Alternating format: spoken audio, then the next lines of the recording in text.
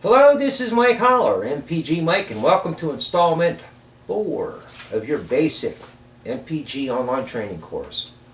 Now today we're going to talk about another mover and shaker. His name is Tom Ogle. In 1979, Tom Ogle drove a 1970 Ford Galaxie 500 104 miles on a single gallon of gas. This was filmed as he left El Paso, Texas, drove to Deming, New Mexico, and most of the way back. The vehicle was inspected by mechanics and engineers, press, and a bunch of other people. Again, it wasn't laboratory, NASA type testing, but it was very, very credible. And I want to introduce you to this gentleman because it's going to give you some more foundational education, as it were. Now, Tom Ogle was a young 20-something. He was mowing his grass, and a rock kicked up and knocked a hole in the fuel tank of his lawnmower. And he put a rubber hose in that fuel tank hole, and he ran a line up to the air intake somewhere. Bottom line is that he was running that lawnmower on vapor, and he mowed that entire yard several times without adding gas, which was just unheard of. And he got to thinking about that. Well, geez, what would happen if I put this on the car? So he took his automobile and he kind of rigged up a vacuum hose back to the fuel tank.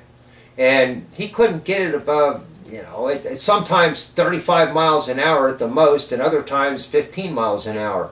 And after running it for a while, it wanted to shut off. And one day something popped loose. He crawled underneath to try to put it back, and he noticed the fuel tank was just iced over and collapsed. So he replaced the fuel tank. He added a coolant jacket to the fuel tank, so the engine coolant would then heat the fuel to compensate for that evaporative cooling. For those of you in the West, in the dry, arid desert regions of New Mexico, Nevada, Utah, you've heard of a swamp cooler, right? That works off of the principles of evaporative cooling. When you evaporate a liquid, it absorbs the energy from around, and net cooling result. So now he's got a fuel tank where he's got engine coolant running through it, and he's got a vacuum hose on there drawing the vapors off. Engines don't run on liquid fuel. Engines only run on vaporized fuel. So this was pulling just the vapors off. So little by little, over time, he started putting filters in it, refining the process, and he finally got it to where it was, in his opinion, about perfect. And that's when he called all the press, made up the arrangements to do this big shindig and travel from, Texas to New Mexico and back. And he claimed that he would have gotten better in 104, but something popped loose again. Anyways, a retired Navy admiral from Washington State bought Tom Ogle's patent. And he got one of the best engineers of the day involved to try to make this production worthy, get it commercial ready. And I had the opportunity to interview this technician, this engineer that was involved in it. And he said that they were able to get over 140 miles per gallon out of a similar car, 70 Ford Galaxie 302 V8. But they had some issues, and they spent 2 years trying to work through the issues. Well, to fast forward and cut to the chase here a little bit, the filters that Tom Ogle used, and you saw the image, there's 3 stages of filters. After the first tank of getting 140 miles per gallon, they'd fill up again, and the second tank it would drop down to 70 miles per gallon or so, and the power was just not there. I mean, noticeable loss in power.